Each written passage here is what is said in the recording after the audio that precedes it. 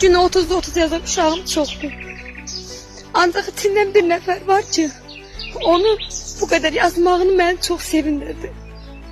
O ilk dəfə mənim dərsimə qoşulanda anasının yedisi idi.